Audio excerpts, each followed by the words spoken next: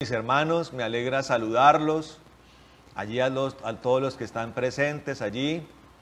Bendito Dios, qué alegría estemos otra vez reunidos todos, hermanos, para escuchar la palabra del Señor, para escuchar lo que el Señor tiene para hablarnos y para decirnos, amén. Dios es bueno, hermano. Tiene que entender que Dios es bueno y misericordioso, y Él quiere lo mejor para nosotros, hermano, la salvación. Él quiere liberarnos, Él quiere sanarnos, Él quiere restaurarnos, restablecernos, fortalecernos y que vayamos a dar un paso más allá de lo que estamos hoy. La palabra de Dios dice que vamos de gloria en gloria y de victoria en victoria, amén. Que Dios da el querer como el hacer y con Dios todo es en el sí y en el amén. ¿Correcto? Hecho está, amén. Hecho está. Cuando la palabra es enviada, cuando la palabra es decretada del trono de Dios, no de parte de los hombres, desde el trono de Dios, entonces somos bendecidos y lo que Dios dice se hace, amén. Quiero que vayamos a la Biblia y busque allí el capítulo 1 de Apocalipsis, amén. Capítulo 1 de Apocalipsis. Cuando esté en el capítulo 1 de Apocalipsis, ubíquese en el versículo 9, amén. Y cuando esté allí, dígame amén, ¿correcto? Para poder darles tiempo para que lo encuentren, amén.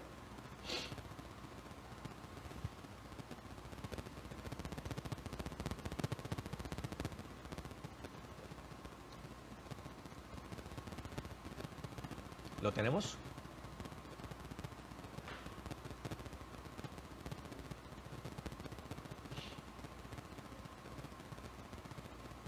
¿Tenemos la palabra? Bueno, amén, correcto. Dice la palabra del Señor en Apocalipsis 1, versículo 9, 10 y 11.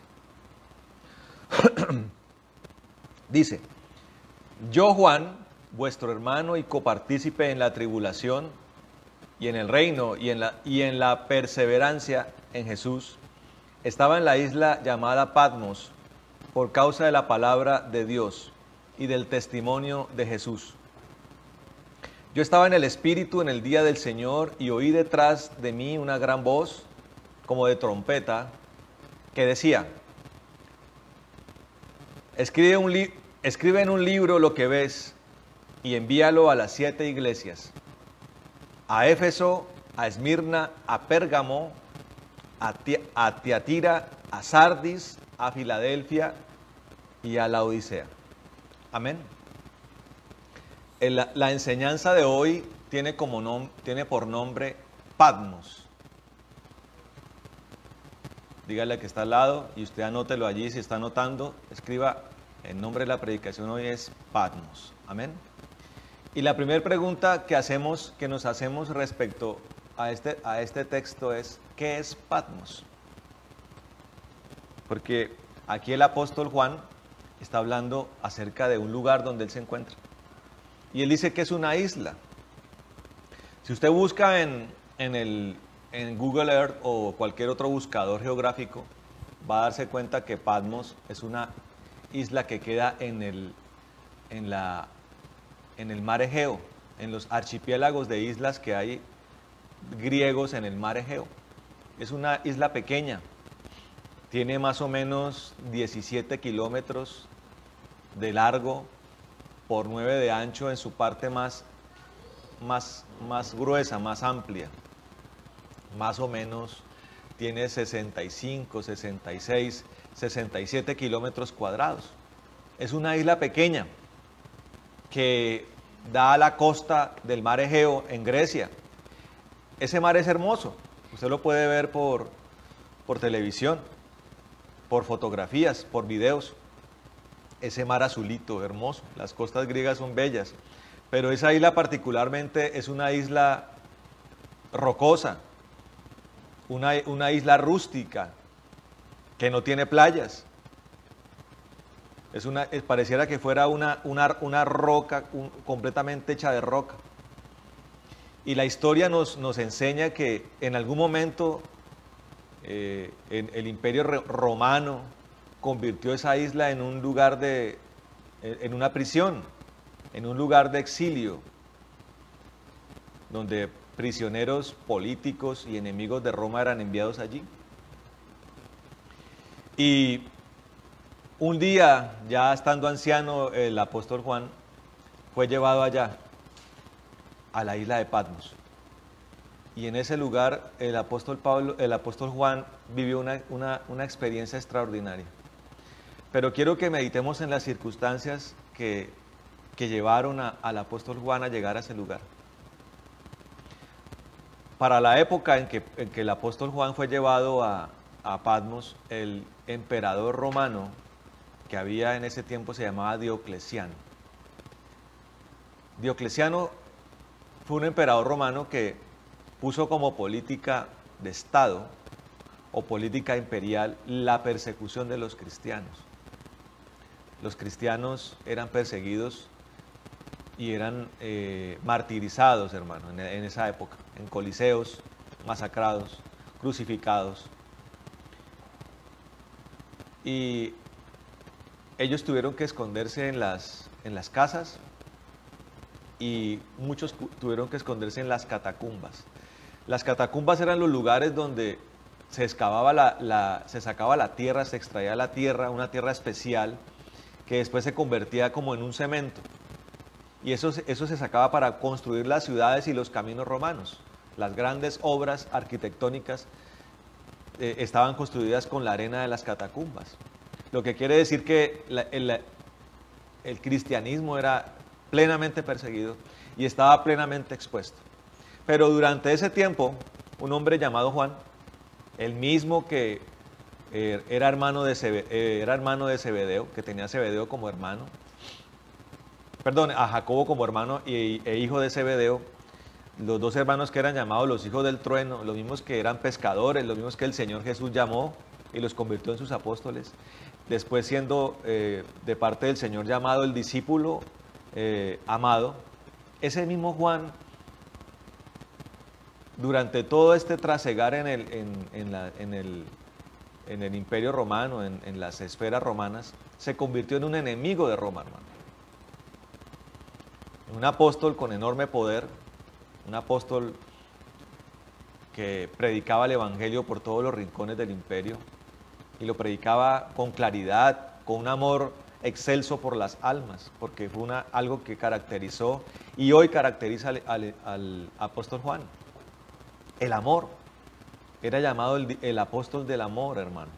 Y sus cartas, las cartas que él escribió, las que anteceden un poco al libro de Apocalipsis, demuestran el grado de amor y de conocimiento que él tenía de nuestro Señor Jesucristo. No solamente el Cristo con el que él caminó en el ministerio, sino el Cristo resucitado. Una experiencia plena con el Señor Jesús, a un nivel enorme.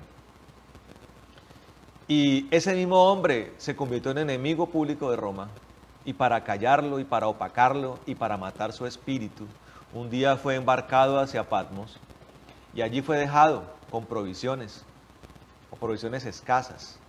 Era una isla es una isla que tiene tales características que no se necesitaba tener una estructura carcelaria característica para que las personas estuvieran presas en ese lugar. La misma geografía, la misma topografía se convertía en algo hostil, en algo desolador.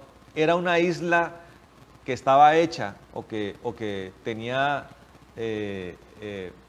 formas y tenía ciertas circunstancias que hacían que fuera un lugar donde el espíritu del hombre podía extinguirse, hermano. Y allí fue dejado el apóstol Juan, hermano. Y yo quiero que meditemos en esto porque el nombre de la predicación va dirigido a que podamos entender qué es el ministerio para Dios, o quiénes son los ministros de Dios, o que entendamos conceptos como el ministerio a tiempo completo, hermano.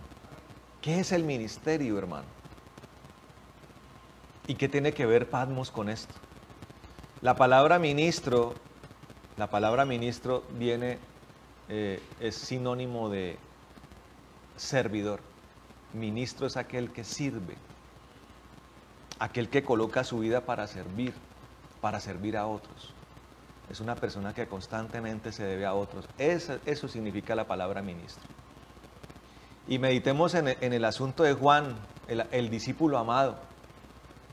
Siendo el discípulo amado por el Señor, aquel que se recostaba en el pecho del Señor, aquel que comió al lado de Él en la última cena, aquel que lo conoció además después resucitado.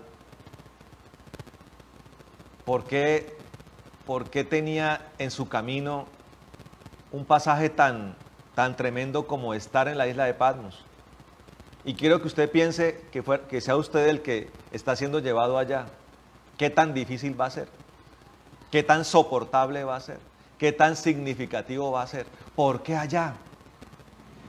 Muchos cristianos hoy han adoptado y han acogido doctrinas que realmente, si usted se pone a mirarlas, son doctrinas que no tienen que ver con la palabra. Doctrinas de la prosperidad, doctrinas que dicen que al cristiano nunca le pasa nada malo, que el cristiano siempre está en zonas de confort, que el cristiano siempre está en bendición, que el cristiano siempre está en prosperidad, que el cristiano no se enferma, que el cristiano no naufraga, que el cristiano no va a una cárcel. Pero el mismo apóstol Juan, en su propia vida nos está demostrando que hay circunstancias que tienen que ser observadas, hermano, para poder entender los propósitos de Dios. Y tienen que ser observadas porque son circunstancias difíciles, hermano. Pero son circunstancias difíciles que se convierten posteriormente en cosas extraordinarias y maravillosas y repletas de bendición y de poder de Dios. Porque Él está diciendo acá, primero tiene un acto de humildad, hermano. Él es el que está padeciendo las cosas crueles y duras de los que se oponen contra Él, de los que lo persiguen, de los que lo señalan, de los que quieren matar su espíritu y de los que quieren matar su fe, que en este caso eran el Imperio Romano, por órdenes directas de Diocleciano. Pero Él está diciendo en el versículo 9, dice, yo Juan, vuestro hermano y copartícipe en la tribulación. O sea, Él está en vez de ver su propia condición, Él está solidarizándose con lo que está viviendo la iglesia cristiana en ese momento. Y lo que está viviendo la iglesia cristiana en ese momento son momentos efervescentes, momentos trascendentales, momentos turbulentos, hermano, donde hay persecución, donde la iglesia cristiana se ha convertido en el objetivo número uno de la destrucción de parte del imperio, hermano. Familias, hogares, congregaciones, en medio de hostilidades, de políticas reaccionarias, imperiales. Allí está la iglesia. No solamente Juan, la iglesia está sufriendo persecución financiera, física, religiosa. Porque recuerde usted que Roma era un imperio donde se practicaba el paganismo, hermano. La idolatría y toda una serie de barbaridades que hoy se siguen practicando. Y son esas mismas corrientes espirituales las que persiguen a la iglesia. Hay hostilidad, hay un odio por Jesús, hay un odio por la iglesia hoy, hermano. En algunos lugares de la tierra mucho más cruentos que en otros, mucho más cruento que en otros, mucho más duro que en otros, hermano. Hay persecuciones y muerte de cristianos en África, en Indonesia, en lugares de Asia, hermano. Muchos cristianos presos, perseguidos, sus casas incendiadas, sus tierras, sus granjas desalojadas, hermano. El cristianismo hoy sufre persecución. Y cuando hablo de cristianismo, hablo del verdadero cristianismo, no de lo que se dice llamar cristianismo. Y él está haciéndose partícipe de estas tribulaciones. Dice, me hago copartícipe en la tribulación, dice, y en el reino. ¿Qué quiere decir esto, hermano? Hay una tribulación, pero hay una promesa, pero hay un regalo que Dios tiene para aquellos que de su mano pasen este camino atribulante. Y también está hablando, dice, y en el reino y en la perseverancia en Jesús. Hay tribulación, hay una promesa y hay una esperanza para todos aquellos que perseveran en Cristo. Y quiero meditar en esto, un momento. ¿Qué es perseverar en Cristo? ¿Y qué tiene que ver con el ministerio? ¿Y qué tiene que ver con Patmos, hermano? Cuando hablamos de ministerio, estamos hablando aquel que se debe a otros, pero especialmente en el caso de nosotros, somos ministros que nos debemos a alguien específicamente, y es a Cristo mismo. Cuando la palabra me dice que hay gente que persevera en Jesús, está hablando no de perseverar en una creencia o en una religión. Me está hablando de aquel que persevera en una condición, en una experiencia espiritual. Es aquel que persevera en el conocimiento de Jesús. Un conocimiento literal, donde yo lo veo cara a cara a Él, donde yo experimento una comunión con Él, donde yo vivo una vida en el Espíritu, hermano, en el Espíritu mismo de Cristo, que es el Espíritu Santo. Está hablando el apóstol Pablo, aquellos que perseveran en ello. Y él lo dice con pleno conocimiento, hermano, porque poder llegar a ese lugar tan hostil, que está diseñado para destruir el espíritu del hombre. O sea, tiene características ese lugar que hacen que hasta el hombre más fuerte en algún momento se sienta quebrado, se sienta amilanado, se sienta destruido. Pero allá llega un hombre como Juan, anciano ya, llega Juan allí y cualquiera puede decir, es un hombre debilitado, es un hombre que ya no tiene cómo resistir estas circunstancias, pero es un hombre que a pesar de su edad tiene un espíritu superior. Y es un espíritu superior porque durante todos sus años, desde que era jovencito, hasta ese momento, ha estado con Cristo. Ha estado sumergido en su presencia, ha muerto a sus deseos, ha muerto a sus sueños, se ha dejado llevar por el viento de Dios y por el destino de Dios, por el designio de Dios, y ha entendido que ese momento era algo que Dios tenía para él. Él no se opuso, él no protestó, él no reclamó, hermano. Y ese era su ministerio, la voluntad de Cristo en su presencia. Y ese momento necesitaba vivirlo él. Muchas veces, hermanos, escucha uno hermanos que están en el ministerio o están preparándose para el ministerio. Sufrir por circunstancias pequeñas, hermano. Yo le digo una cosa, la palabra de Dios dice que el obrero tiene que ser aprobado. ¿Eso qué significa? Que el obrero, el ministro, el servidor de Dios tiene que ser medido, tiene que ser arrojado al ring, tiene que ser arrojado a la arena, a ser probado, a pasar por tribulaciones, a enfrentar una guerra espiritual, hermano. Hay personas que me dicen, pastor, ¿por qué cuando uno está ministrando, cuando uno va a predicar, cuando uno va a hablar, cuando uno va a cantar, cuando va uno a orar por los enfermos, cuando Dios lo envía a uno a lugares a llevar su gloria? ¿Por qué hay oposición? ¿Por qué hay cosas que se levantan? Y los seres humanos, hermano, por naturaleza son supersticiosos. Entonces estamos hablando acerca de lo que la gente entiende por ministerio y lo que es realmente el ministerio, ¿correcto? Y cómo Juan lo entendía. Y comprendía que ese momento tenía que vivirlo, en el momento indicado en el que el Señor lo envió allá. Había un propósito especial de Dios. Y la gente, ¿cómo observa hoy lo que es el ministerio? Mucha gente dice, yo quiero servirle a Dios, yo quiero predicar, yo quiero tener discípulos, yo quiero ser pastor. Hay gente que anhela ministerios, apostolado, ministerios proféticos, pero no comprenden lo que es el ministerio, ni siquiera comprenden lo que es la palabra ministerio y lo que significa el servir al Señor y hacer su voluntad.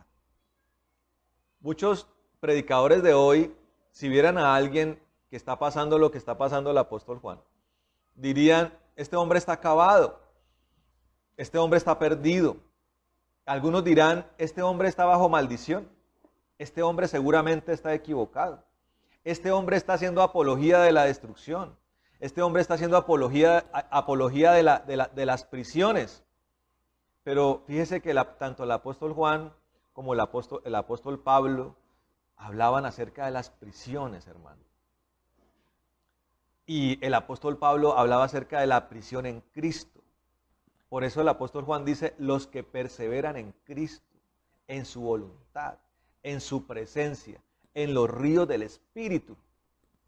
La palabra nos enseña que el viento de Dios no se sabe ni de dónde viene ni para dónde va. Y en otro momento hablábamos de la incertidumbre que el mover de Dios traía. La incertidumbre en cuanto a las cosas, a los detalles terrenales.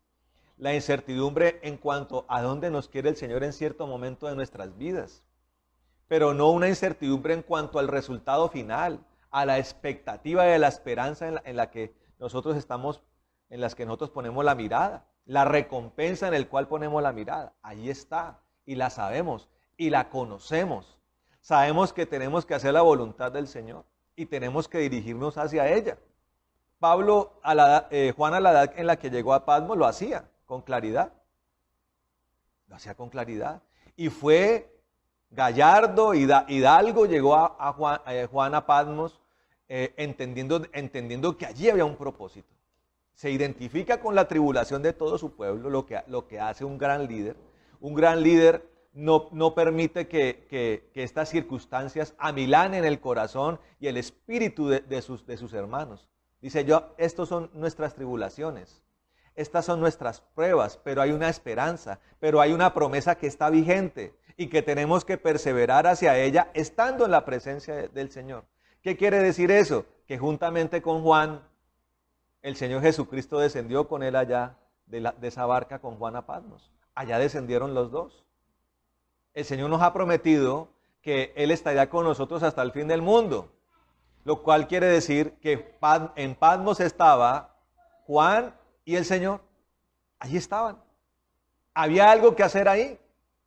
Juan sencillamente tenía que esperar, que es lo que Dios quiere. Juan era un apóstol que entendía las cosas de Dios, se comportaba concerniente a ello, era coherente con lo que predicaba, y él empezó seguramente a tener gestos de amor en ese propio lugar. Él seguramente comenzó a servir a otros, a orar por los padecientes, a orar por los que estaban allí atormentados, a orar por los que estaban allí en situaciones difíciles, a orar por aquellos que se sentían perdidos, en desolación, en ese lugar tan horrible. Él comenzó a orar, él comenzó a servir a otros. El Señor lo tenía allí para servir, pero también lo tenía para algo más. Y dice en el versículo 10, dice que en un momento, dice, él estaba en el Espíritu. Fíjese cómo perseverar en Jesús tiene que ver con estar en el Espíritu, hermano. Y dice, yo estaba en el Espíritu.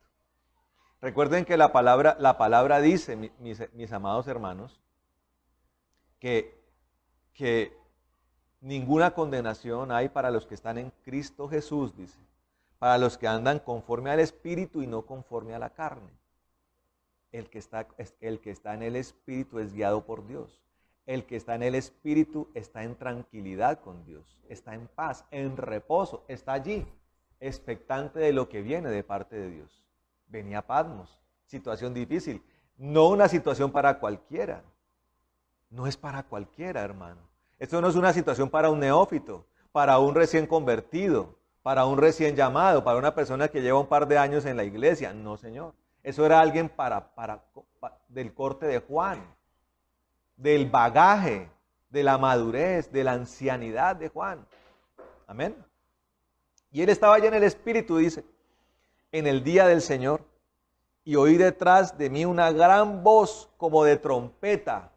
Escuchó la voz de trompeta que decía, escribe en un libro lo que ves y envíalo a las 7 iglesias, a Éfeso, a Esmirna, a Pérgamo, a Teatira, a Sardis, Filadelfia y la Odisea. Empezó lo bueno. Empezó Juan a descubrir que algo estaba viniendo. Estaba en el Espíritu, Dios lo necesitaba en el Espíritu, concentrado, enfocado en el amor de Él, en su misericordia, piadoso, justo allí. Las circunstancias no podían desbalancearlo. Estaba consolidado en medio de templanza, de mansedumbre, en medio del fruto completo del Espíritu, lleno del Espíritu de Dios. Mire la importancia de empezar a vivir una vida así, hermano. Porque los designios de la vida cristiana lo van a exigir. La carne nunca podrá ser nuestra socia, porque vamos a fracasar, porque vamos a renunciar a la fe, porque vamos a tropezar, a resbalar, a caer. Por eso necesitamos empezar a vivir una vida en el Espíritu. Necesitamos ser restaurados, hermano. Recuerde que la palabra dice que el vino nuevo no puede ser echado en un odre viejo. No puede, hermano, porque por los rotos y las fisuras se va. Muchas personas experimentan con el Espíritu Santo cosas preciosas, pero a la siguiente hora o en el resto del día, eso que recibió lo pierde, porque la vasija está dañada, no sirve. Patmos es simplemente para una vasija rota, Patmos es simplemente una ilusión. Ahora, ¿qué es Patmos? ¿Qué puede ser Patmos? Patmos es un lugar geográfico, hermano. Pero Patmos puede venir a estar delante de nuestros ojos en cualquier escenario de nuestras vidas. En cualquier lugar del mundo. Usted lo puede tener frente a usted. Puede ser para Dios algo conquistable para su vida. Puede ser un designio de Dios para su futuro. Ahora, ¿cómo era la vida de Juan en Patmos? ¿Y cómo es Patmos entonces? Patmos es un lugar de hostilidad, es un lugar difícil, es un lugar de prisiones, es un lugar de tribulación, pero en el caso de Juan, la gloria misma estaba con él. Jesús andaba con él. El Espíritu Santo lo tenía rebosante. Era el perfecto escenario para aplicar la vida en el Espíritu. Era el escenario propicio para lo que se aprendió con el Señor, lo que se ha vivido, lo que se ha madurado. Había que ponerlo en práctica. Había que ponerlo en práctica. Nosotros tenemos escenarios de esos, hermano, pero desafortunadamente la inmadurez, los procesos retrasados, la obstinación, la necedad han impedido que podamos llegar allí. Hay personas que dicen, Señor, te quiero servir plenamente, quiero un ministerio completo, pero esa puede ser una solicitud que la gente hace porque de pronto en la vida ha fracasado en muchas cosas y ven en la obra noble del servicio a Dios algo digno de vivir, pero no simplemente sirve el deseo, hermano. Cada cosa necesita un requisito, cada cosa necesita un paso anterior, pasos anteriores, pasos de madurez, pasos de crecimiento, estadios, pruebas superadas, niveles superados, hermano. Imagínese lo que estaba viendo Juan. Empezó a escuchar con voz de trompeta. Él no lo dice maravillado, él no lo dice sorprendido. Era algo que ya Juan vivía, hermano. Juan tuvo su progreso en la vida cristiana también. Él era un muchacho, un joven intemperante, un joven impulsivo, brioso, el que se encontró con el Señor hombre, el que fue llamado allí, junto con su hermano Jacobo, eran conocidos como los hijos del trueno, personas de terrible temperamento, hermano, personas de armas tomar, personas conflictivas, hasta vengativas, porque recuerden que fueron ellos los que le pidieron al Señor que hiciera descender fuego sobre un lugar en donde no lo recibieron. Y el Señor les dice, ¿ustedes de qué espíritu son? Ese Juan no se puede ni siquiera comparar al Juan que está escribiendo esto. Décadas de maduración, décadas de un vivir en el Espíritu, de un crecimiento en Dios, antecedieron o están por medio entre el Juan que conoció al Señor siendo pescador, al Juan que estaba en Patmos, hermano. Ahora, mire este lugar de dignidad que Dios le dio, este lugar de honra que Dios le dio. Dijo, yo lo he escogido a usted, te he escogido a ti para que lo que yo te muestre tú lo escribas. Era la antesala a una de las revelaciones más grandes, hermano. el epicentro de toda la escatología profética estaba ante los ojos de Juan. La escritura del Apocalipsis, hermano. Y Juan estaba allí concentrado, enfocado. No fue algo que aprendió, no fue algo que lo sorprendió en Patmos. Era algo que él ya llevaba practicando, en lo cual ya llevaba fortaleciéndose, preparándose para ese momento. Y el Señor le dice, escribe un libro, lo que ves. Allí puso en práctica todo lo que había aprendido, hermano. Entonces mucha gente ve como opción el ministerio. Ay, me fue mal en la vida, voy a servir al Señor. Pero está preparado, hermano. La vasija está reparada. ¿Está listo para recibir el vino? Pasó por la casa del alfarero. Muchos piden el vino de Dios, el río de Dios, pero la vasija está dañada, está rota. Hay que pasar por el moldeo, hermano. Hay que pasar por la disciplina de Dios, por la formación, desde lo más pequeño hasta lo menos pequeño, hasta lo mediano, hasta lo más importante, hasta lo más grande. Dios lo mide, Dios lo forja. Hay personas que ante el primer cincelazo de Dios se sienten heridos, eluden el proceso de Dios. Pero el proceso de Dios nos lleva hacia cosas gloriosas, hermano. Y la palabra lo dice. La disciplina de Dios al comienzo es causa de tristeza, duele un poco. Desalojar las cosas, apartarse, por ser formado en Dios, abandonar la vida del mundo a la que estábamos acostumbrados. No es fácil en muchos momentos, hermano. Y muchos dirán, qué bueno tener una experiencia como la de Juan, pero muchos la quieren tener en medio de la comodidad.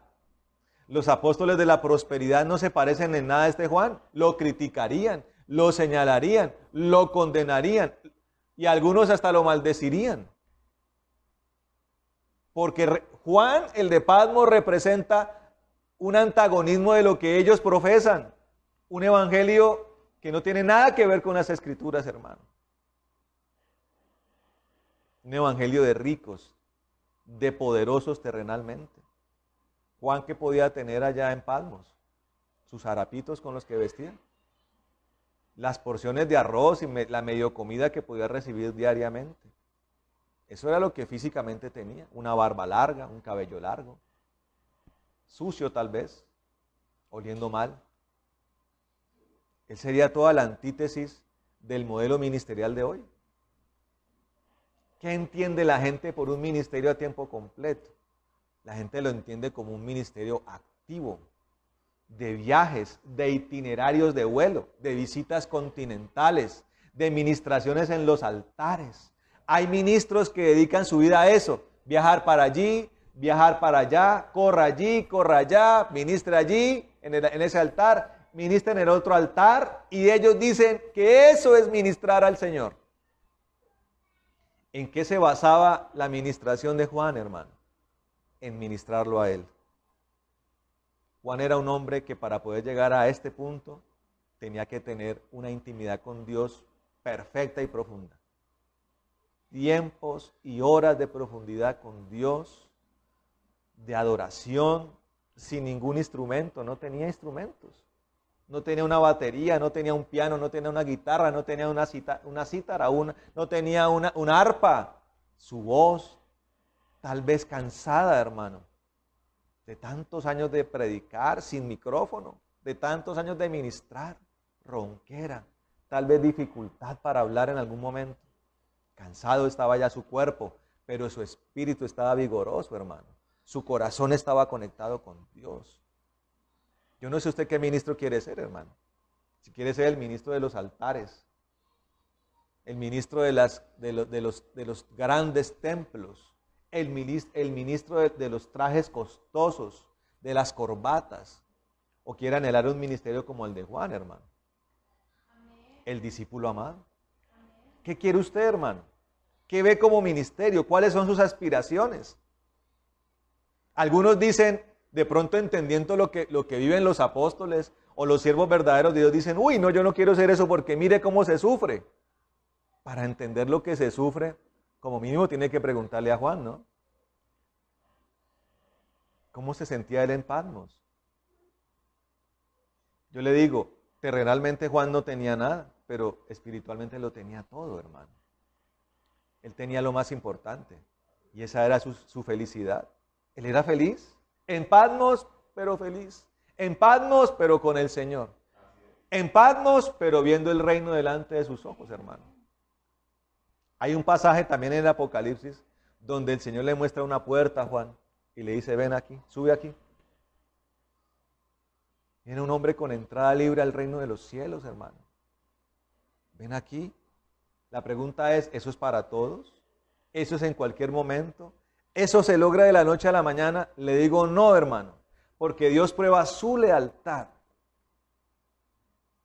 Y la lealtad se mide en las tribulaciones, en las adversidades, en las pruebas, en las dificultades. Allí, la lealtad es directamente proporcional a la fe, hermano. ¿Está dispuesto a esto? ¿Está dispuesto a pasar los procesos para llegar allá? ¿O se va a quedar allí? Anhelando ministerios que son simplemente espejismos, hermano. Ministros llenos de itinerario, ministros llenos de presentaciones, pero con ninguna relación con Dios. No lo conocen, no conocen a Jesús, no andan en el Espíritu, andan navegando en sus propias pasiones y en sus propios deseos. Son timoneados por los impulsos caprichosos de sus almas, hermano. Pero el hombre de Dios es dirigido por el Espíritu, mi hermano. Y se puede presentar los escenarios más tremendos y más difíciles. Pero un verdadero hombre de Dios se asegura de que hay que dar el paso hacia esos escenarios de la mano del Señor.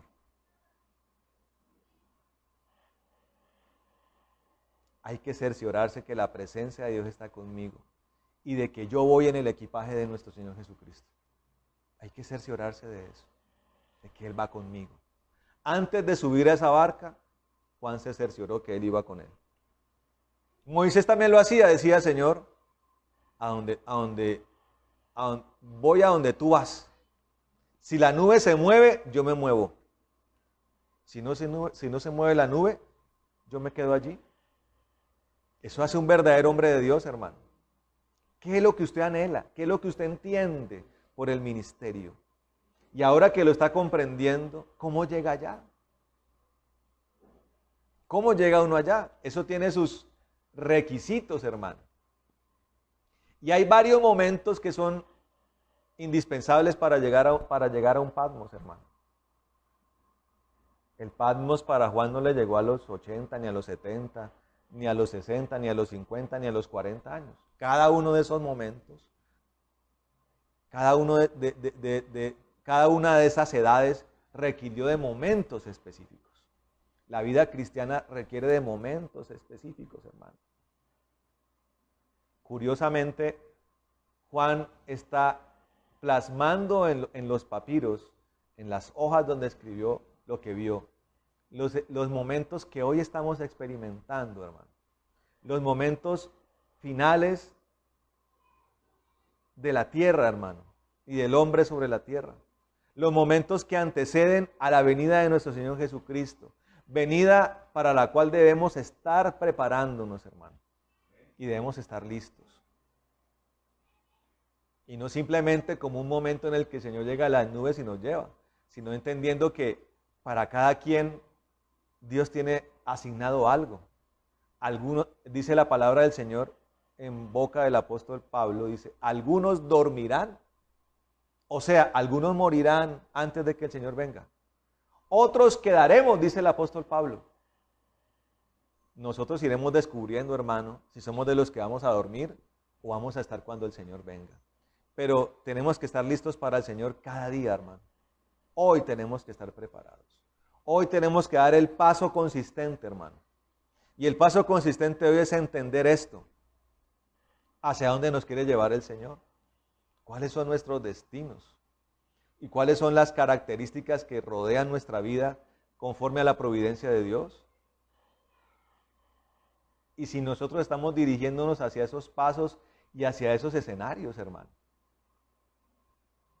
Lo primero de todo es, tenemos que consolidar una relación con Dios y convertirnos en ministros de su presencia, hermano. tenemos que desarrollar una preciosa intimidad con Dios, convertirnos en sus adoradores, en gente de oración, hermano, en gente de su presencia, en gente de obediencia. Si escuchamos su voz, atendamos a lo que Él nos dice y nos habla. Tenemos que ser gente del Espíritu, hermano. Eso es lo que requiere, primeramente. Pero hay pasos que dar, hermano. El primero de ellos es la circuncisión, hermano. Obviamente no estamos hablando de una circuncisión física, porque si no nos tocaría poner en fila a todos los varones de las congregaciones y circuncidarlos. No vamos a hacer eso. Estamos hablando de una circuncisión de corazón. En el capítulo 17 de Génesis, el Señor hace un pacto con Abraham. Y la señal de ese pacto era que todos los varones, de los más pequeños hasta los más ancianos, entre los cuales estaba él, tenían que circuncidar su prepucio. O sea, Abraham tenía que cortar su prepucio y cortar el prepucio de todos los varones que estaban con él, desde los 8 días de nacido en adelante. ¿Una circuncisión es dolorosa? Claro que lo es. Pero una circuncisión es necesaria, más que todo es necesaria. Pero estamos hablando de una circuncisión de corazón. ¿Qué es una circuncisión de corazón, hermano? Una circuncisión de corazón es un abandono del pecado. Mucha gente habla de la gracia, pero la habla en el desconocimiento de las cosas. Mucha gente dice, por gracia somos salvos. Dios nos ha amado. Y Dios nos ama tal cual como somos. La pregunta es, ¿Dios nos ama tal cual como somos? ¿Pretendemos hacer pensar y pretendemos decir que Dios se agrada con el pecador y que nos ha recibido para que continuemos en el pecado? Y como no ha descendido un rayo que me ha partido en dos, entonces ¿puedo seguir pecando? Y puedo seguir pecando y puedo seguir pidiendo perdón y puedo seguir pecando y puedo seguir rezando porque el que peca y reza empata. Y puedo seguir pasando los días cometiendo errores y pecando y fallando y pretender que en ese estado de falsa gracia voy a entrar al reino de los cielos. El Señor le dijo a Abraham, todos los varones tienen que circuncidarse. En el pacto antiguo era considerado infiel el que tenía el prepucio. Este no es de nosotros, no puede estar en medio de nosotros. Y es meritorio de muerte. Algunos anhelan ya el ministerio de Juan, pero ni siquiera han circuncidado sus corazones. Todavía contemplan la vida de pecado como algo propio de ellos. Todavía contemplan el margen de error como un estilo de vida. Ay, yo me equivoco, pero Dios me perdona. Claro, uno a veces se puede equivocar, pero no puede ser la tendencia. El hombre que conoce a Cristo y hace un pacto con Él, entiende que el pecado ya no podrá enseñorearse más de él. Tiene que decirle no, con el pecado no voy más. Hay que circuncidar el corazón, hermano. El pacto anterior tenía como sello la circuncisión del corazón, del prepucio. El nuevo pacto tiene como sello la circuncisión de corazón, que parte del hecho de decirle no al pecado, no a la mentira, no a la fornicación, no al adulterio, no a la brujería, no a la lujuria, no a la envidia, no a los celos, no a la idolatría, no a la ira. Decirle no, no voy más con eso. Necesito un corazón circuncidado. Circuncidado el corazón. Entonces viene un siguiente paso, hermano. Y ese paso se llama Peniel. Medite usted en Jacob. ¿Era circuncidado? Sí. ¿Había bendición sobre él? Claro. ¿Prosperidad? Claro. Trae una herencia de prosperidad, una bendición que venía persiguiéndolo. Recuerde que la palabra del Señor dice que las bendiciones de Dios nos alcanzan. Todo lo que tocaba Jacob prosperaba. Prosperó a Labán, prosperó él. Todo lo que tocaba prosperaba, hermano. ¿Era un hombre rico? Sí. ¿Era un hombre pleno? No. No lo era. ¿Estaba circuncidado? Sí. ¿Estaba dentro del pacto de Dios? Sí. ¿Caminaba con Dios? No. ¿Está notando usted la diferencia? Usted puede ser prosperado, hermano. Dios puede ser cariñoso con usted. Dios puede traer bendiciones a usted todos los días. Pero de ahí a creerse el escogido de Dios, el muy amado por Dios, hay una gran diferencia. Juan era el discípulo amado y estaba en Patmos. Y le tocó duro. Y le tocó pagar un precio alto. En algún momento de su vida quisieron cocinarlo vivo. El amado de Dios, el muy amado por Dios, el que se recostaba en el pecho de Cristo, ¿lo trataron de cocinar? Sí, hermano. El muy amado por Dios, el que se recostaba en el pecho de Cristo, ¿fue llevado a Patmos? Sí, señores. Y un hombre como Juan sabía que en ambas circunstancias lo único que se corroboraba es que Dios lo amaba mucho. Lo amaba tanto que lo tenía por digno de padecer como Cristo padeció. La mayor honra de todo cristiano, padecer como Cristo padeció. Y ahí entendemos el nivel de amor, hermano. Y muchas veces comprendemos entonces que nos persiguen porque Dios nos ama, hermano. Es una paradoja que solamente por Dios se entiende. Como nos ama, nos persiguen. Somos dignos de ser perseguidos, hermano. Somos dignos de ser boicoteados, como lo hacen gente que lo detesta a uno, gente que trata de boicotear el ministerio, lo que hacemos.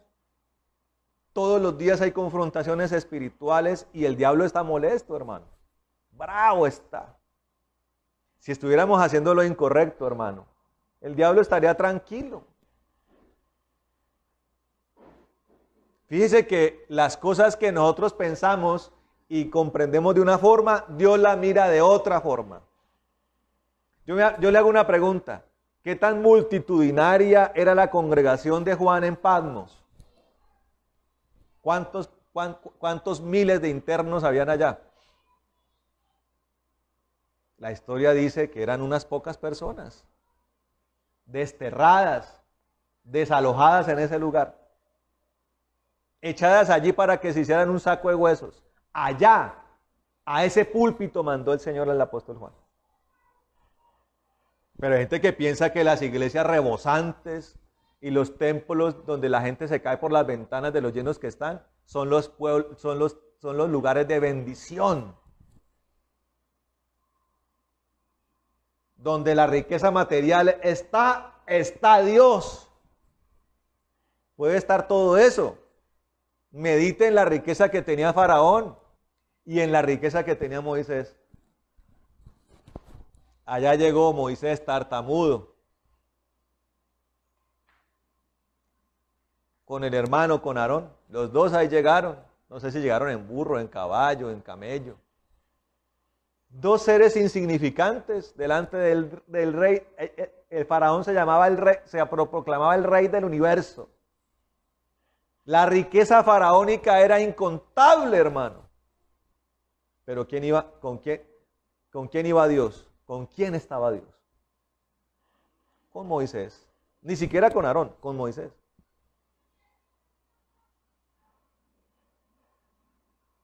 La pregunta es, ¿le ha fallado el discernimiento, hermano? ¿Cree que el amor de Dios se traduce en las cosas bonitas que Dios le da cada día. En el dinero, en el trabajo, en las cosas bonitas que el Señor le permite tener. ¿El amor dónde está? El amor de Dios, ¿dónde está, hermano? Donde está el amor del Señor, hacia allá tenemos que dirigirnos, hermano. Jacob tenía todas estas cosas.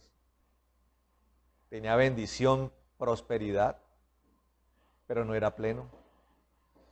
Y un día se cansó, 20 años perseguido por su hermano, que trataba de matarlo. Dijo, no soporto más esto. Hay algo que me falta. Y esa noche lo comprendió. Le dijo a su familia y a toda la comitiva, le dijo, pasen derecho. La caravana pasa derecho, ya los alcanzó. Y él determinó que esa noche era la noche donde todo tenía que cambiar. Y se encontró, primero oró, hasta que apareció alguien llamado el ángel de Jehová. Aquí estoy. Hermano, ¿usted ora para qué? ¿Para cumplir con el itinerario? ¿O ora para alcanzar al Cristo de la gloria? Hay que orar hasta que Él llegue a la vida de uno. Y cuando llega, hay que pelear con Él. ¿Cómo así? Sí, la pelea con Cristo se llama la pelea por cautivar su corazón. ¿Ya cautivó el corazón del Señor? Cuando usted cautiva el corazón del Señor, ¿sabe qué pasa? Él se queda con usted para siempre. Llevamos 5 meses, hermano. 5 meses de cuarentena. Y Dios nos dijo, en este tiempo les voy a demostrar cuánto estoy con ustedes. Llevo 5 meses donde toda la noche sueño con Él. Y Él me habla. Cara a cara, hermano. ¿Pero usted cree que eso fue de la noche a la mañana? Tuve que orar por años, hermano. Orar y llorar y clamar y adorar y continuar y en medio de la dificultad seguirlo haciendo y salir de las zonas de confort para poder tenerlo a Él, hermano. Pasar por momentos difíciles, deberme a otros, hermano. Predicar en escenarios donde uno era un completo desconocido, hermano. Y estar en púlpitos poco convencionales, hermano. Dios le enseña a uno, hermano, que mejor que el tapete rojo son los pasmos. Allá donde uno nadie lo ve, hermano. Donde uno es un cero a la izquierda, para los hombres, pero alguien valioso para Dios, hermano. ¿Ya lo hizo, hermano? Algunos dicen que quieren tener la plenitud de Dios en sus vidas, pero no dan los pasos necesarios. No hay circuncisión, no hay peniel.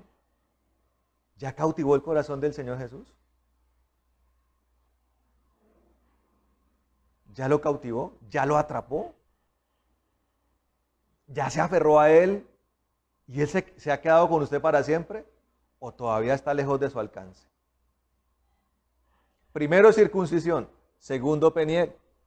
Cuando alcanzamos el peniel, hermano, Dios muestra, dice, hay cosas que son susceptibles de interponerse entre tú y yo. Abraham fue un ejemplo. ¿Lo tenía él? Claro. Continuamente lo visitaba. El Señor lo visitaba a él. Eran amigos. Eran amigos.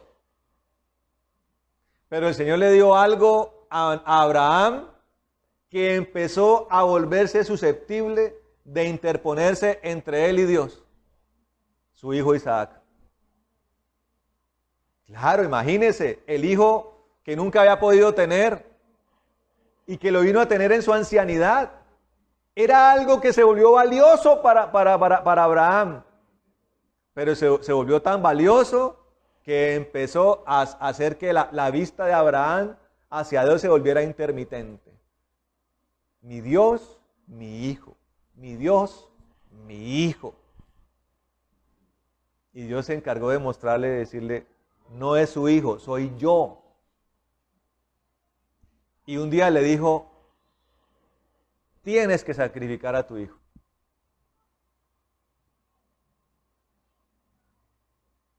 Pero Abraham era un hombre de Dios. Lo conocía mucho. Y sabía que tan poderoso era el Señor y tan fiel a su promesa que si sacrificaba a Isaac, el mismo Señor se lo resucitaría. Pero Abraham entendió que era algo que tenía que hacer. La pregunta es, mi querido hermano, ¿ya sacrificó su Isaac? Y la pregunta también es, ¿quién es su Isaac? ¿Qué es eso que tanto le dio el Señor, que tanto le prometió el Señor, que tanto esperaba, que usted ha recibido, que ahora se trata de interponer entre Dios y usted? ¿Son sus hijos? ¿Su esposa? ¿El propio ministerio? ¿Una casa? ¿Un trabajo? ¿Qué será? ¿La familia? ¿Un estilo de vida? ¿Una posición financiera? ¿Una posición de poder? ¿Qué será, hermano? Entonces entendamos las cosas. Primero, morir para el pecado, hermano, que se llama la circuncisión de corazón. Segundo, necesito encontrarme cara a cara con Dios y cautivar su corazón. Tercero, necesito sacrificar mi Isaac. Estamos hablando de pasos que nos pueden llevar a un Patmos, hermano. Niveles de gloria y de utilización en Dios profundos y tremendos, hermano. Ya sacrificamos a Isaac. Hay gente que ni circuncidada está, hermano. O sea que para llegar a Isaac falta, hermano. Hay gente que no ha pasado por Peniel, lo cual dice que a Isaac, al momento de Isaac, no va a poder llegar. Si ya sacrificó su Isaac, si ya entendió que algo tenía que morir allí, en un altar, y ser reemplazado por Cristo, porque el reemplazo de Isaac fue el cordero, el carnero, en medio de los espinos. Porque Isaac dijo, Señor, yo veo madera, veo fuego, veo una navaja, un cuchillo. ¿Dónde está el sacrificio? Y Abraham le dijo, Dios ya se ha provisto de un sacrificio. Fue probada la lealtad y la obediencia de Abraham y Dios le puso allí un carnero. El carnero que viene a reemplazar a Isaac. Hermano, ¿cuál debe ser nuestra prioridad? Debe ser Cristo, hermano. Y la prioridad, y Cristo como prioridad es, se hace lo que Él dice. Y como Él dice, hermano. A la hora que Él dice y hacia el lugar que Él dice. No hay cabida para negociaciones con el Señor. Señor, yo quiero ser tu misionero, pero en Europa, ¿no? Allá. Recuerden que Patmos está en Europa, ¿no? A propósito. Patmos está en Europa, ¿no? Ahora, si usted cree que es muy sencillo predicar en Europa, vaya. Ateísmo, progresismo, humanismo, satanismo. No, bueno, está bien. Estados Unidos, un país que se está desquebrajando a pedazos, hermano. Que ha sido tomado por una absoluta inmoralidad. ¿Quiere ir allá a predicar? Vaya. No. Centroamérica. Suramérica. África. Hermano, donde vaya va a haber una dificultad, hermano. Colombia va a haber una dificultad.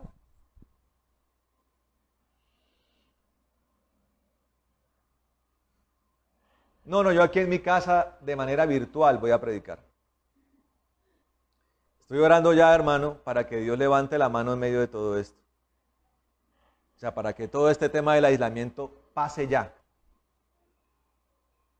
Y no necesariamente para que la gente pueda volver aquí a la congregación. Bienvenidos son. Sino para poder salir, para servir a otros, hermano. Para poder salir a predicar el evangelio. Para poder salir y conquistar lugares, hermano. Que yo sé que Dios nos va a dar. ¿Está usted dispuesto? Si no ha pasado por la circuncisión, si no ha pasado por Peniel, ni ha sacrificado a Isaac, ni se esfuerza en esto, hermano.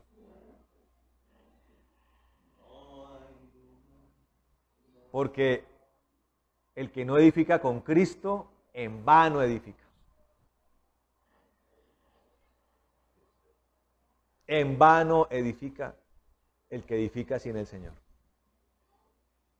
Y por último, como antesala a todo Patmos, hermano, está un momento tremendo, hermano, que se llama Getsemaní. Allá en el lugar donde el Señor sudó sangre, hermano. Allá en el lugar donde la más extrema ansiedad lo tomó. Donde el momento más difícil lo vivió. Allá donde se presenta la dicotomía entre mi voluntad y la del Señor. Pero no cualquier voluntad, porque el paso que venía era el paso de la cruz y del sacrificio y de la humillación, hermano. De la negación a sí mismo absoluta. Porque el proceso que a veces llevamos es negaciones paulatinas.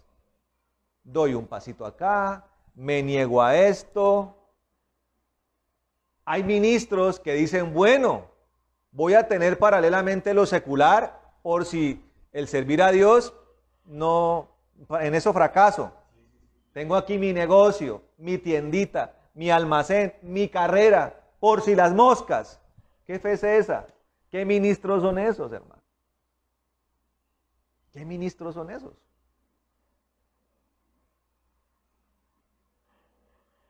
Dios no quiere partes de nosotros. Dios quiere todo, hermano. Ministros en los hogares, en el cuarto secreto, allá donde está solito, allá tiene que ministrar al Señor. Ministros de sus familias. Los varones, ministros de sus esposas, de sus hijos. Que oren por ellos, que los unjan, que les enseñen. Mujeres que ministran a sus esposos, a sus hijos. Nadie que vaya a hacer, que quiera al Señor para el ministerio, podrá hacerlo si no demuestra primero que puede ministrar su casa, hermano, y su hogar.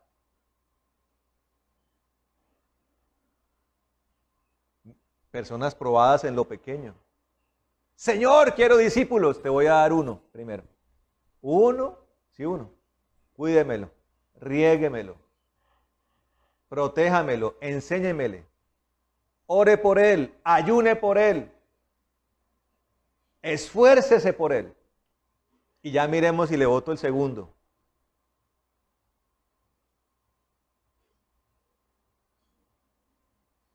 Y en cada cosa que Dios nos dé, demos la excelencia, hermano. Y cuando Dios nos mande a pasos definitivos, tengamos la gallardía. Y poder decirle al Señor, Señor, esto está difícil, está duro. Me dan ganas como de salir corriendo. Mis piernas me tiemblan. Estoy sudando sangre. Es un momento de extrema ansiedad, de extrema expectativa. Pero poder decir que no se haga mi voluntad, sino la tuya, Señor. Tomemos lo que Dios nos dio, hermano, y hagámoslo. Vayamos hacia ello. ¿El mundo nos va a señalar? Sí. ¿Nos vamos a convertir en espectáculo del mundo? Sí, Señor, así va a ser. ¿Se van a burlar de nosotros? Definitivamente. Privada y públicamente, ¿se van a burlar de nosotros? Sí. ¿La gente va a tenernos conmiseración? Pobrecitos, tan locos, mírelos, cómo sufren.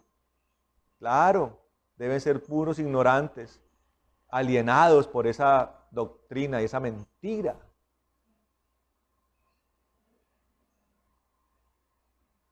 Escuchaba yo comentarios acerca del paso de Patmos, en Patmos de Juan, y la gente decía, pobre viejo loco, haberse ido para allá. ¿Quién sabe qué se tomó? ¿Qué se fumó? La demencia debe ser el Alzheimer. ¿Sabe qué fue lo más tremendo de Juan, hermano? Que no todo terminó allí. Él fue sacado de Patmos, hermano. Y viejito como estaba, terminó sus años pastoreando la iglesia de Éfeso, hermano. Estando con su gente, estando con su pueblo, hermano. Y hay cosas curiosas en todo esto, hermano. ¿Sabe Patmos qué tenía de frente, geográficamente? Tenía de frente las 7 iglesias de Asia. Dios convirtió Patmos entero en un púlpito para hablarle a 7 iglesias, hermano, que representan a la iglesia total de Cristo, hermano, para señalar sus virtudes y para señalar sus deficiencias.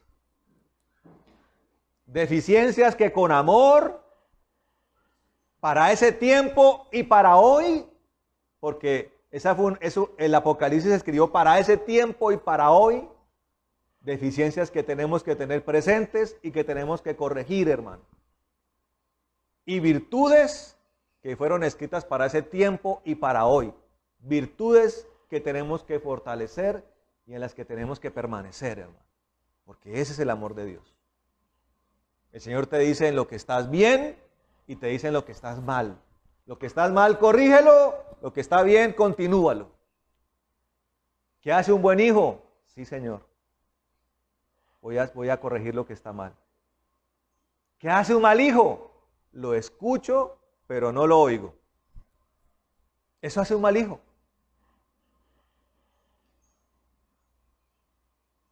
Y por eso hay malos hijos que recorren su vida aparentemente cristiana en medio de la insolencia, hermano, y de la necedad.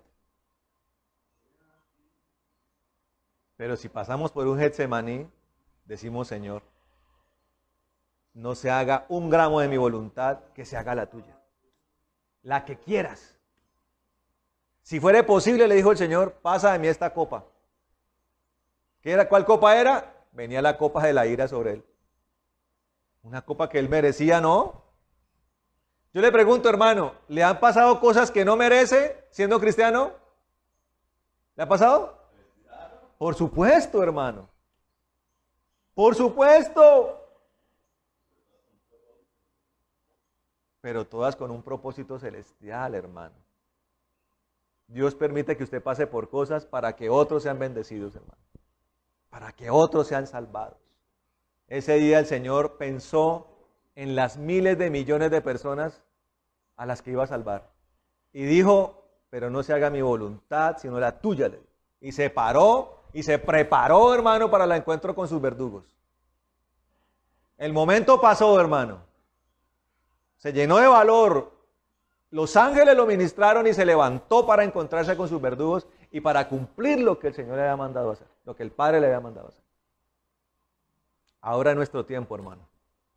Que no se haga la voluntad del Señor, sino la voluntad nuestra, sino la del Señor. Y ya estando en esa posición, que vengan los Patmos, hermano. Toca volver a entrar a las cárceles, bendito sea el Señor. Toca ir a lugares escondidos de Colombia, bendito sea el Señor. A donde Dios nos mande, bendito sea el Señor. Él nos sostendrá, Él nos revelará, iremos con Él, iremos en su presencia. Hemos aprendido a vivir en el Espíritu, entonces seguiremos en el Espíritu. No hemos aprendido, entonces aprendámoslo. No hemos nacido de nuevo, nazcamos entonces.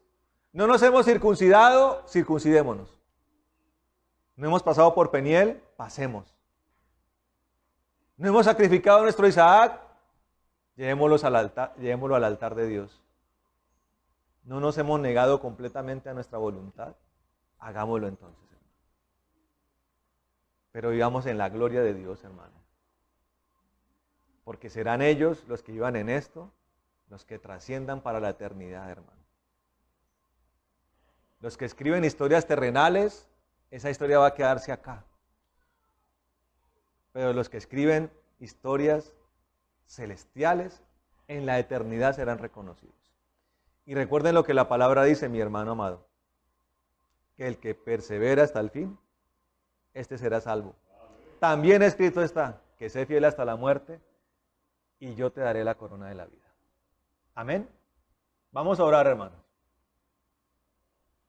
Vamos a orar. Amado Padre de la gloria y del poder, te damos gracias en este tiempo, Señor. Te bendecimos, Dios bueno y poderoso, Señor. Aquí presentes todos nuestros hermanos, nosotros, Señor maravilloso. En el nombre de Jesús de Nazaret, Señor, hemos escuchado tu palabra. Y con determinación vamos, Señor maravilloso, hacia el objetivo que tienes para nosotros. Qué maravillosa experiencia la de Juan, Señor. Allí, anciano, con bagaje. Señor, disminuido en toda su humanidad, Señor. Pero con Cristo resplandeciendo en su corazón, Señor. Con tu presencia rebosando en su interior, Señor. Fue allí gallardo, Señor. Leal y obediente. Amado, Señor maravilloso, y amándote. Fue allí, Señor. Por amor a ese pueblo. Por amor a las iglesias de Asia, Señor. Y por amor a nosotros hoy. Allá recibió la experiencia del Apocalipsis, Señor. Allí tuvo el privilegio que ningún hombre ha tenido, Señor. Ser el testigo de los últimos tiempos, 2000 años antes, Señor. Te damos gracias por ello, Señor. Y aprendemos de todo esto hoy, Señor Santo. Y nosotros nos levantamos, Señor Santo, con la claridad y con el deseo de hacer lo que tú tienes para cada uno de nosotros, porque cada uno tiene una misión. Tiene un designio, Señor, una providencia que viene de lo alto. Y con disposición, hoy nos presentamos delante de ti. Para todo aquel que no ha renunciado al pecado, le digo, hermano, vaya y circuncide su corazón delante de Dios. Para todo aquel que no ha tenido su peniel, yo le digo, vaya y téngalo. Encuéntrese con el Señor y conviértase en un adorador permanente de su presencia. Si tiene un Isaac que sacrificar, vaya al altar de Dios y déjelo allí. Llámese como se llame, déjelo allí. Entrégueselo al Señor. Y si todavía no se ha negado a su propia voluntad y ha aceptado la voluntad plena de Dios, hágalo, hermano, en el nombre de Jesucristo. Yo te pido, Espíritu de Dios, ahora mismo, Señor, en el nombre de Jesús, que llene los corazones de mis hermanos en esta hora, Señor. Que coloques el querer y el hacer, amado Dios, en medio de este pueblo. Que se fortalezcan, que se sientan bienaventurados cuando los persiguen. Cuando hay oposición, Señor, se sientan bendecidos y se sientan inspirados para vencer las oposiciones. Delante de tu pueblo, Señor, en Jericó había toda una muralla fortalecida. Pero ellos se hicieron caso, te obedecieron. Señor, dieron las vueltas y clamaron a ti y tocaron trompeta. Y los muros se cayeron. Así como se cayeron esos muros, Señor, derrumba las oposiciones. Coloca vigor en nuestros corazones y fuerza espiritual para enfrentarnos a nuestros enemigos, a las estructuras espirituales, Señor, que tenemos que tomar, Señor. Así como un día Caleb desalojó a los gigantes de Hebrón, Señor. Allí los desalojó, los destruyó y tomó posesión del monte, Señor. Así nosotros tengamos la fuerza, Señor, para vencer nuestras adversidades, para tomar los territorios, para perseverar por cada alma, por cada familia que tú nos has entregado, por cada cual que tú has añadido, Señor, a este cuerpo de personas, en el nombre de Jesús. Y ahora levántalos a todos para ser tus ministros, tus reyes, tus sacerdotes, plenos en tu presencia, en tu reposo, en tu poder, ministros en las casas, en sus familias, con sus esposas, con sus esposos, con sus hijos, con sus familias, en los trabajos, ministros en lo secular, Señor maravilloso. Ministros del Altísimo que prediquen el Evangelio, que se ganen el aborrecimiento del mundo y del rey del mundo y del príncipe de este mundo, Señor, para así ser llamados bienaventurados. Señor, Juan fue llamado enemigo público de Roma, pero bienaventurado delante tuyo, Señor, el discípulo amado, el apóstol del amor, Señor. Roma perseguía, el cielo aplaudía, Señor. El cielo, Señor, que proclamaba vítores, Señor maravilloso. Eso es lo que nosotros queremos, maravilloso Dios. Alabanzas en los cielos, amado Señor, en el nombre de Jesucristo. Y danos amor por los perdidos. Que no caigamos en lo que otros han caído, en las durezas Señor, y en la implacabilidad, Señor, ni en la religiosidad. En el nombre de Jesucristo. Llénanos de tu presencia en esta hora, por el poder que hay en ti, maravilloso Dios. Desatamos el Espíritu de Jehová, Señor, espíritu de temor a Jehová, espíritu de consejo, espíritu de poder, espíritu de inteligencia, espíritu de sabiduría, espíritu de conocimiento, tu plenitud, Señor, en el nombre de Jesucristo de Nazaret, para la gloria y honra tuya, Señor. Gracias.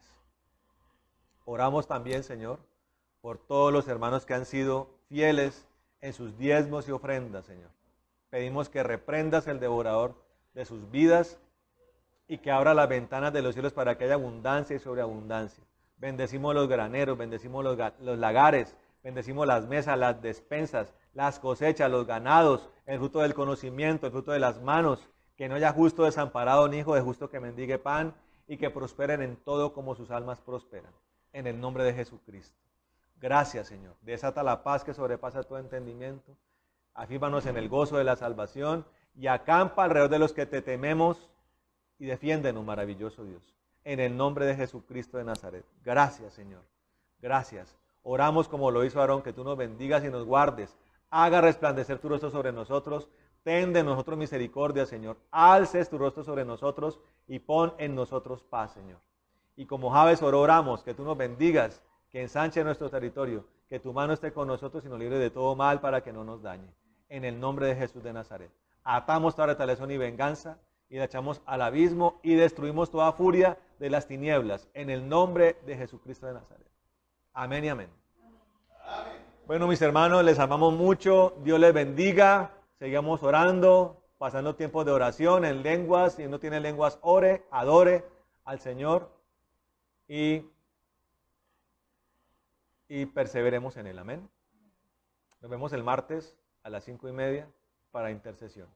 Dios les bendiga. Les estaremos llamando y orando por ustedes. Les amamos mucho. Dios les bendiga.